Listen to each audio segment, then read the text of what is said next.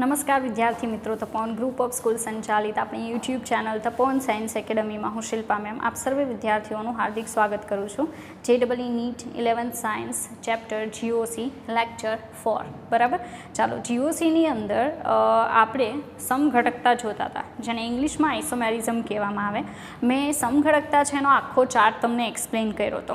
એમાં મેં શરૂઆત કરી હતી શૃંખલા સમઘટકતા અને સ્થાન સમઘટકતા. બરાબર, એના કેટલાક એક્ઝામ્પલ તમને કરાવ્યા. હજી પણ કેટલાક એક્ઝામ્પલ બાકી છે જે આપણે જોશું. ઓકે, ચાલો. એમાંનું પહેલા નંબરનું જે ઉદાહરણ છે એ છે C3H8. બરાબર, એ C3H8 જે છે એનું સનલાઇટની પ્રેઝન્સમાં Cl2 સાથે પ્રોસેસ, મતલબ એનું શું કરવાનું? ક્લોરિનેશન. ક્લોરિનેશનમાં મોનો, ડાય એન્ડ ટ્રાય આ ત્રણ પ્રકારના જે સંયોજનો મળે, બરાબર, મોનોક્લોરો, ડાયક્લોરો, ટ્રાયક્લોરો પ્રકારના જે પણ સંયોજનો મળે એના શક્ય સમઘટકો જે છે એ આપણે મેળવીને બતાવવાના છે. ઓકે, ચાલો શરૂઆત કરીએ. આ C3H8 મારે લખવું હોય તો કાર્બન, કાર્બન એન્ડ કાર્બન. બરાબર, તો આ રીતે દર્શાવી શકાય. તમે જોઈ શકો H. ઓકે, તો ટોટલ કાર્બન 3 છે, હાઇડ્રોજન 8 છે. ઓકે, એનું આપણે ફર્સ્ટ ઓફ ઓલ મોનોક્લોરિનેશન કરાવીએ. શું કરાવીએ? મોનોક્લોરિનેશન. મોનોક્લોરિનેશનનો મતલબ એમ થાય કે ફક્ત એક હાઇડ્રોજન કેન્સલ કરી અને આપણે એ જગ્યા ઉપર એક શું દાખલ કરવાનો છે? Cl. બરાબર, ચાલો. તો આપણું સંયોજન બનશે CH3 CH2 CH2 Cl. આને કહેવાય 1-ક્લોરો-પ્રોપેન. Okay, sorry. ચાલો, એક તો બની ગયો. બરાબર, હવે બીજો સમઘટક શું બને? CH3 CH Cl CH3. Ready? તો આજે છે એ છે 2-ક્લોરો-પ્રોપેન. તો તમે જોઈ શકો આ બે જ સમઘટકો જે છે એ પોસિબલ બનશે. હવે એને એકબીજાના શું કહેવાય? કારણ કે આપણે તો બંને સાથે ભણી ગયા, શૃંખલા સમઘટકો અને સ્થાન સમઘટકો. તો મેં તમને એક્સપ્લેન કર્યું હતું કે શૃંખલા સમઘટકો એને કહેવાય કે જેમાં મુખ્ય શૃંખલા જે છે એની લંબાઈમાં બદલાવ આવવો જોઈએ. બરાબર, તો અહીંયા તમે જોશો તો મુખ્ય શૃંખલા કેટલા કાર્બનની? 3. અહીંયા મુખ્ય શૃંખલા કેટલા કાર્બનની? 3. તો મુખ્ય શૃંખલામાં કોઈ ચેન્જ આવતો નથી. એનો સીધો મતલબ એમ છે આ શૃંખલા સમઘટકતા દર્શાવતા નથી, પણ બંને એકબીજાના કેવા સમઘટકો છે? સ્થાન સમઘટકો. કેવા સમઘટકો છે? સ્થાન સમઘટકો. બરાબર, તો આના ફક્ત કેટલા સમઘટકો મળશે? મોનોક્લોરિનેશનથી 2 સમઘટકો મળે. હવે હું કરીશ કે ડાયક્લોરિનેશન કરું. રેડી? તો CH3 CH2 CH3 એનું હું ક્લોરિનેશન કરાવું Cl2 સાથે. બરાબર, પણ આ વખતે કયું ક્લોરિનેશન? ડાયક્લોરિનેશન. ડાયક્લોરિનેશનનો મતલબ એમ થાય કે 2 હાઇડ્રોજન કેન્સલ કરવાના છે અને 2 ક્લોરિન ઉમેરવાના છે. તો પહેલું આવું બનશે CH3 CH2 CH Cl Cl 1,1 ડાયક્લોરોપ્રોપેન. બરાબર, શું બનશે? 1,1 ડાયક્લોરોપ્રોપેન બને ને, 1,1 ડાયક્લોરોપ્રોપેન બનશે. હવે શક્ય જેટલા પણ બની શકે એમ હોય આના એ આપણે બનાવીએ. બરાબર, તો હું શું બનાવી શકું? તો CH3 CH Cl CH2 Cl. તો આજે બન્યું ને એનું નામ શું આવશે? 1,2 ડાયક્લોરોપ્રોપેન. ચાલો, હજી પણ જે પણ પોસિબલ બને એમ હોય એ આપણે જોઈએ. તો ત્રીજું આવું બની શકે CH3C Cl Cl CH3. બરાબર, તો આજે બન્યું ને એનું નામ શું આવે? 2,2 ડાયક્લોરોપ્રોપેન. 2,2 ડાયક્લોરોપ્રોપેન. ચાલો, હજી પણ પોસિબલ બનશે. હવે કયું બનાવી શકાય? તો હવે જે બનશે એમાં CH2Cl CH2 અને CH2Cl. આજે બન્યું ને એને કહેવાય 1,3 ડાયક્લોરોપ્રોપેન. રેડી? તો તમે જોઈ શકો છો આપણી પાસે ટોટલ કેટલા સમઘટકો આવ્યા? 1 2 3 4. કેટલા સમઘટકો બને? 4. અહીંયા કેટલા બનતા હતા મોનોક્લોરિનેશનમાં? 2. બરાબર, તો મોનોક્લોરિનેશનથી 2 સમઘટકો બને છે, ડાયક્લોરિનેશનથી 4 બને છે, જેમાં પહેલું અને બીજું જે છે બંને એકબીજાના કયા સમઘટકો આવશે? તો સ્થાન સમઘટકો આવશે. કયા આવશે? સ્થાન સમઘટકો શોર્ટમાં લખું છું એને પોઝિશનલ આઇસોમર્સ કહેવાય, પીઆઈ કહેવામાં આવશે. બરાબર. હવે કમ્પેરિઝન કરું આ બીજા નંબરનું અને ત્રીજા નંબરનું છે એની સાથે. તો આમાં મુખ્ય શૃંખલા 3 કાર્બન, મુખ્ય શૃંખલા 3 કાર્બન. તો આને પણ એકબીજાના શું કહેવામાં આવશે? પીઆઈ, પોઝિશનલ આઇસોમર્સ છે એ કહેવામાં આવશે. પછી આમાં ત્રીજું અને ચોથુંને કમ્પેર કરીએ તો એમાં પણ મુખ્ય શૃંખલા 3 કાર્બન, મુખ્ય શૃંખલા 3 કાર્બન. તો મતલબમાં જેટલા પણ બને છે અહીંયા સમઘટકો એ એકબીજાના શું છે? પોઝિશનલ આઇસોમર્સ છે, જેને ગુજરાતીમાં સ્થાન સમઘટકો કહેવાય. બરાબર. ચાલો, તો બે કામ કર્યા. પહેલું આપણે મોનોક્લોરિનેશન કર્યું, બીજું આપણે ડાયક્લોરિનેશન કર્યું, અને હવે શું કરશું? ટ્રાયક્લોરિનેશન. ટ્રાયક્લોરિનેશનની પ્રોસેસ કરીએ તો આપણને કેટલા સમઘટકો મળે એ આપણે જોઈએ. ચાલો, તો અહીંયા આપણે એ પ્રોસેસ જોઈએ. આપણું કમ્પાઉન્ડ છે CH3 CH2 CH3. બરાબર. એની Cl2 સાથે સનલાઇટની પ્રેઝન્સમાં પ્રોસેસ.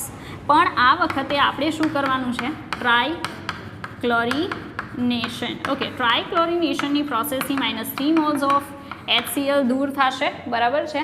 અને 3 ક્લોરિન છે એડ થશે. તો ફર્સ્ટ કમ્પાઉન્ડ આવું બનશે CH3 CH2 કાર્બન અને 3 શું જોડાઈ જાય? Cl. આને કહેવાય 111 ટ્રાયક્લોરો 111 ટ્રાયક્લોરો પ્રોપેન. બરાબર. જેટલા પણ પોસિબલ બને એટલા આપણે આના સમઘટકો દર્શાવવાના છે, મતલબ અલગ અલગ સ્ટ્રક્ચર્સ. ઓકે, તો સેકન્ડ આવું લખી શકાય CH3 CH Cl CH Cl and Cl. તો આનું નામ લખો તો 112 ટ્રાયક્લોરો 112 ટ્રાયક્લોરો પ્રોપેન. બરાબર. ચાલો, આગળ બીજું બંધારણ લખીએ તો CH3 C Cl Cl CH2Cl. બરાબર. તો આને શું લખાય? 122 ટ્રાયક્લોરો પ્રોપેન.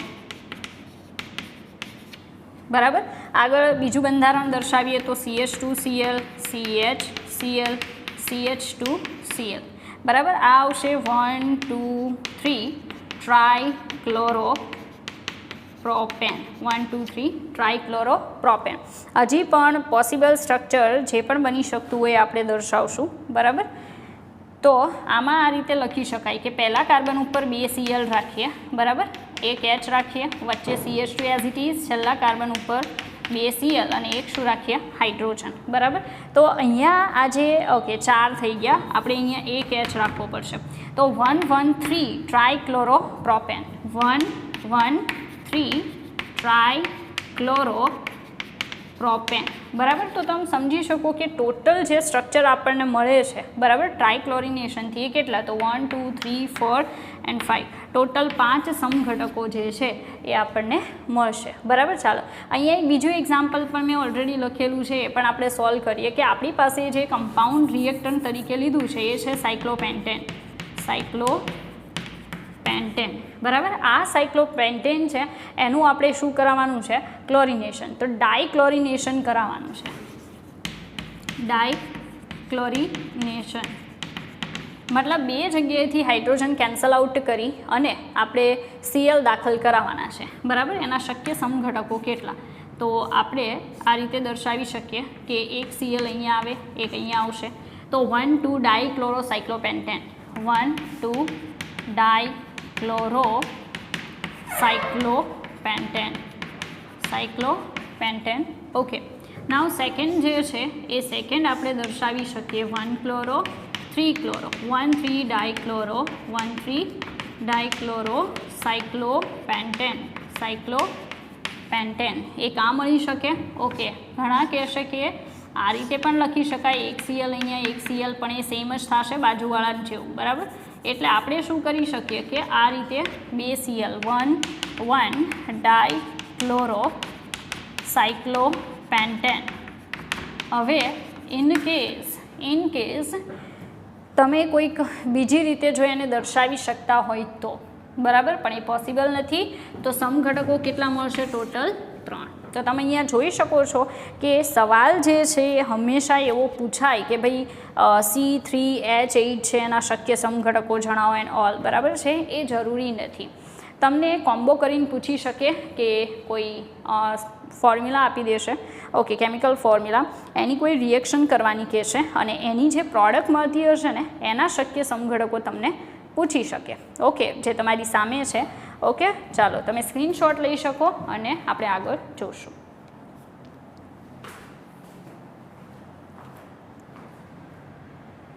ચાલો વિદ્યાર્થી મિત્રો, આગળ આપણે લેક્ચરમાં જોશું. તમે જોઈ શકો જેમ કે મેં દર્શાવેલું છે ક્રિયાશીલ સમૂહ સમઘટકતા, જેને કહેવામાં આવશે ફંક્શનલ ગ્રુપ આઇસોમેરિઝમ. બરાબર છે, ઇંગ્લિશમાં કહેવામાં આવે છે ફંક્શનલ ગ્રુપ આઇસોમેરિઝમ. બરાબર છે, જેમાં નોર્મલી એમ કહી શકાય કે અણુસૂત્ર સમાન હશે, અણુસૂત્ર સમાન હોય છે, પરંતુ ક્રિયાશીલ સમૂહ ફંક્શનલ ગ્રુપ જુદા જુદા હોય છે. ક્રિયાશીલ સમૂહો જુદા જુદા હોય છે.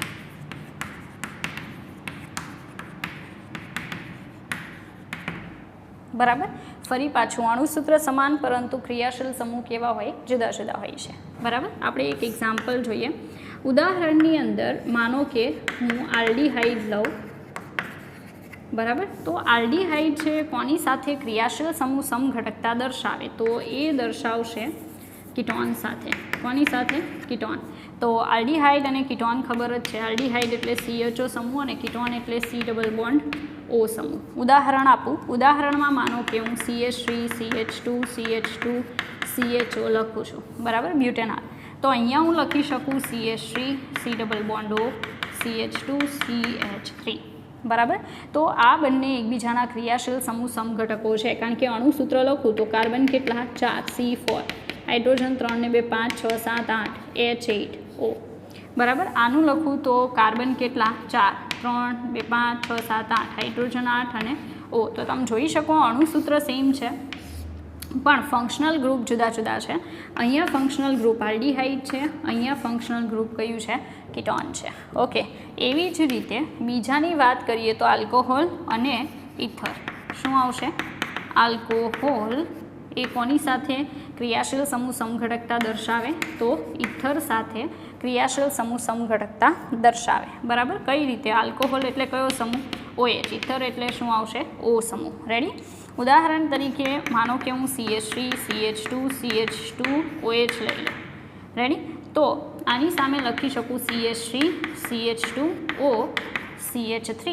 ઓકે, હવે આમાં C કેટલા? 3, હાઇડ્રોજન 3 ને 2 5 6 7 8 H8O.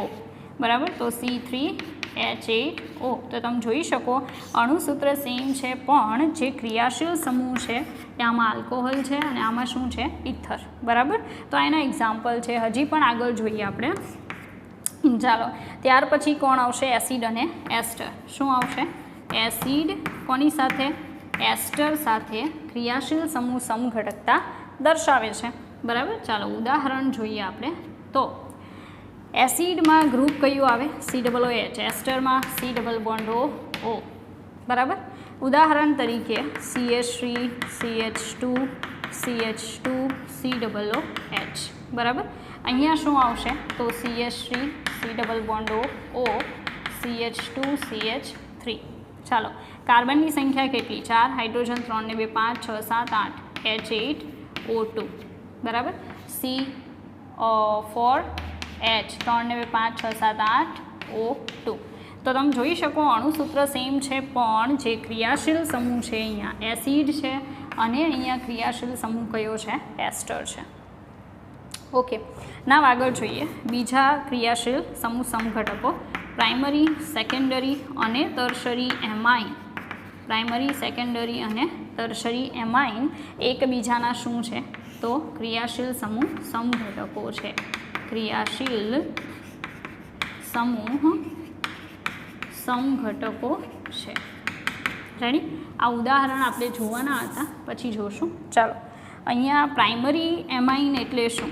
Primary amine. તો પ્રાઇમરી એમાઇન ગ્રુપ એટલે કયો સમૂહ આવશે? NH2. બરાબર, સેકન્ડરી એમાઇન. સેકન્ડરી એમાઇન એટલે શું આવશે? NH. ત્યાર પછી ટર્શરી એમાઇન. ચાલો, ટર્શરી એમાઇન એટલે શું આવશે? નાઇટ્રોજન. રેડી? તો આજે તમે જુઓ છો એ મેં પ્રાઇમરી, સેકન્ડરી અને ટર્શરી એમાઇન જે છે એના ફંક્શનલ ગ્રુપ લખેલા છે. આપણે ઉદાહરણ જોઈએ. ચાલો, હું લખું CH3 CH2 CH2 NH2. તો આ પ્રાઇમરી એમાઇન છે. બરાબર. અણુસૂત્ર C3 હાઇડ્રોજન 3 2 5 6 7 8 9 H9N. બરાબર. આ સેકન્ડરી લખું તો CH3 CH2 NH CH3. આ સેકન્ડરી એમાઇન છે. બરાબર. અણુસૂત્ર લખું તો પહેલાં સેકન્ડરી એમાઇન. ઓકે. અણુસૂત્રમાં C3H 3 ને 3 6 ને 3 9 N દેખાય.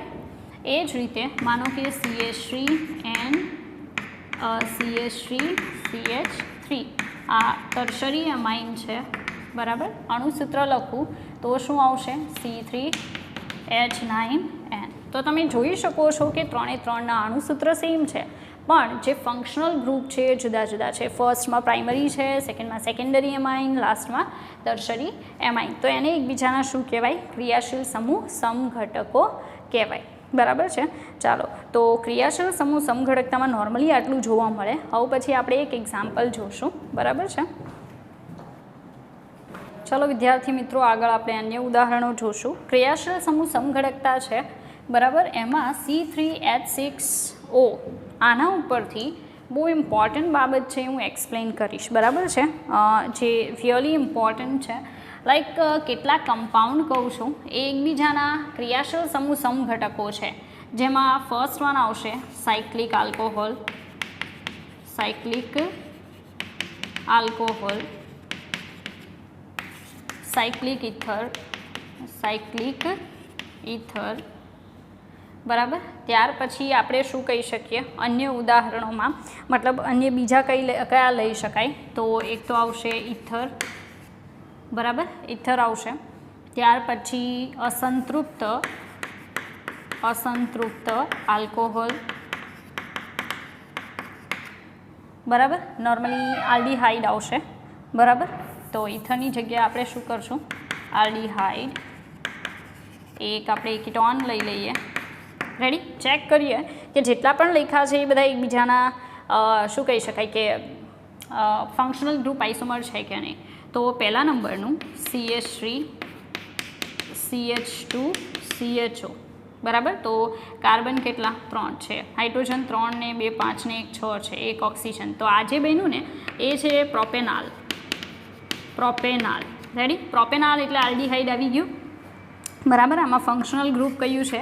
CHO, આલ્ડીહાઇડ છે. સેકન્ડ આપણે એનું કયું ફોર્મ લખશું? Ketone form. તો CH3 C double bond O CH3, carbon 3 hydrogen 6 oxygen. Ready. તો આ જે છે એ એસિટોન છે. શું છે? એસિટોન ઓર પ્રોપેનોન કહી શકો. આમાં ફંક્શનલ ગ્રુપ કયું છે? કીટોન છે. રેડી.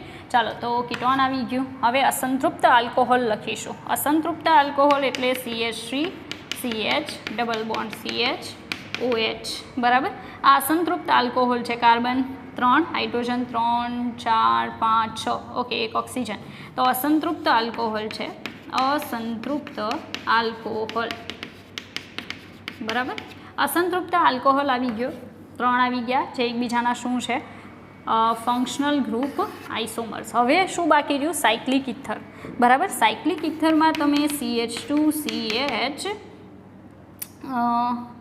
ઓક્સિજન, અહીંયા CH3, આ સાયક્લિક ઇથર કહેવાય. બરાબર. હવે એમાં તમે જોઈ શકો કાર્બન 3 છે, હાઇડ્રોજન 2 3 ને 3 6 ને 1 ઓક્સિજન, એટલે આ સાયક્લિક ઇથર છે. Cyclic ether. બરાબર. સાયક્લિક ઇથર આવી ગયું. હવે સાયક્લિક આલ્કોહોલ બાકી રહ્યું. રેડી. તો એ દર્શાવીએ. તો CH2 CH OH. ઓકે. આ રીતે નહીં આવે. અહીંયા આપણે CH2 લઈ લઈએ. બરાબર. અને CHOH. રેડી. 2 4 5 6 અને કાર્બન 3 થઈ ગયું. આ સાયક્લિક આલ્કોહોલ છે. કારણ કે તમે OH ગ્રુપને છેડે રાખી શકો, વચ્ચે ન રાખી શકો, જે મારી મિસ્ટેક હતી. બરાબર. એટલે સાયક્લિક આલ્કોહોલ. બરાબર. તો તમે જોઈ શકો છો મેં જેટલું પણ દર્શાવેલું છે એ બધાને એકબીજાના શું કહી શકાય? તો ફંક્શનલ ગ્રુપ આઇસોમર્સ કહેવાય. 5 એ 5 આવી ગયા. ફરી પાછું એક્સપ્લેન કરી દઉં કે cyclic alcohol, cyclic ether, aldehyde, ketone અને અસંતૃપ્ત આલ્કોહોલ. અસંતૃપ્ત એટલે મલ્ટિપલ બોન્ડિંગ્સ હોઈ શકે, double bond, triple bond. Okay. ચાલો, તો ફરી પાછું સમજાવી દઉં તમને કે નોર્મલી આ 5 જે છે એ એકબીજાના શું હોય ક્રિયાશીલ સમૂહ સમઘટકો. અહીંયા તમે ઇથર જોઈ શકો, સાયક્લિક આલ્કોહોલ જોઈ શકો, તો આ 5 એકબીજાના ક્રિયાશીલ સમૂહ સમઘટકો. આગળ વધીએ સાયનાઇડ અને આઇસોસાયનાઇડ. ચાલો સી ટ્રિપલ બોન્ડ એન, આ જે છે એ સાયનાઇડ સમૂહ છે, આ તમને ખ્યાલ જ હશે. આઇસોસાયનાઇડ એટલે એન ટ્રિપલ બોન્ડ સી, બરાબર છે, એન પ્લસ સી માઇનસ, આ જે છે એને કહેવાય આઇસોસાયનાઇડ. તો સાયનાઇડ અને આઇસોસાયનાઇડ એકબીજાના શું છે ક્રિયાશીલ સમૂહ સમઘટકો. લાઈક હું એક એક્ઝામ્પલ લખું, CH3 CH2 CH2 Cl, બરાબર. આ જે છે એ સાયનોઇથેન છે, બરાબર. સાયનોઇથેનની ફોર્મ્યુલા શું બને? C4 હાઇડ્રોજન 3 ને 2 5 6 7 એટલે H7N, બરાબર. આની જગ્યાએ હું લખી નાખું CH3 CH2 CH2NC, તો પણ સેમ આવશે C4H7N, બરાબર. પણ નીચેનું જે છે એ આઇસોસાયનાઇડ છે, ઉપરનું સાયનાઇડ છે.